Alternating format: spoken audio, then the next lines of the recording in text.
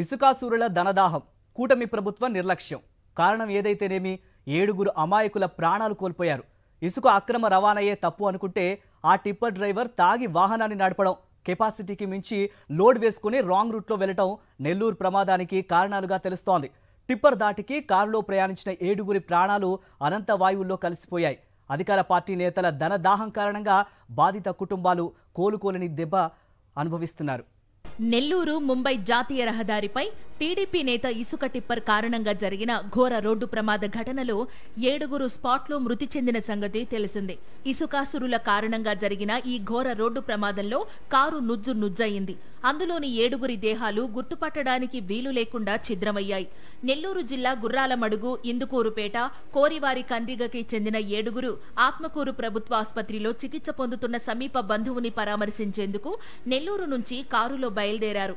పెరమన దగ్గర జాతీయ రహదారిపై ఎదురుగా రాంగ్ రూట్లో వస్తున్న ఇసుక టిప్పర్ కారును ఢీకొట్టింది. 40 మీటర్ల మేర కారును లాక్కెళ్లింది.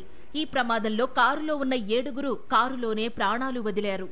7 మరణానికి కారణమైన టిప్పర్ టీడీపీ నేతలు మంత్రి ఆనం రామనారాయణ రెడ్డి, నెల్లూరు ఎంపీ వేమిరెడ్డి ప్రభాకర్ రెడ్డికి అత్యంత సన్నిహితుడైన ఏఎస్పేట మండలం చిరమనకు చెందిన కాటంరెడ్డి రవీంద్రారెడ్డికి చెందినదిగా పోలీసులు గుర్తించారు.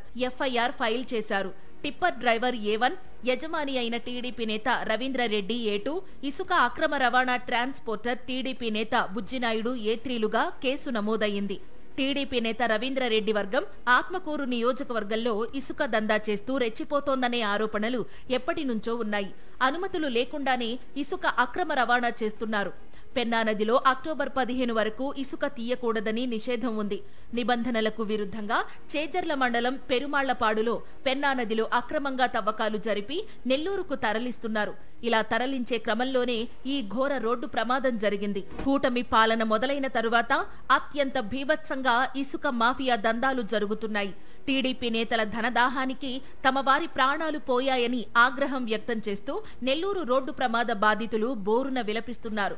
మొత్తం 4 కుటుంబాలు రోడ్డున పడ్డాయి. చనిపోయిన వారు 7 దళితులే, రోజువారీ కూలీకి వెళ్లేవారి. 24 గంటలు గడిచినా ప్రభుత్వం నుండి ఏ ఒక్కరూ మృతుల ఇంటి వద్దకు రాలేదు. వారికి సహాయం చేస్తామని భరోసా కూడా ఇవ్వలేదు. దీంతో మృతుల బంధువులు తమ వారి మృతదేహాలను తీసుకుని రోడ్డెక్కి నిరసన చేశారు. దాదాపు 2 గంటలు ఆందోళన చేశారు. అప్పుడు ఆర్డీఓ వచ్చి 5 లక్షలు ప్రభుత్వ సహాయం ప్రకటించారు. ఈ 5 లక్షలతో మాకు న్యాయం జరుగుతుందా?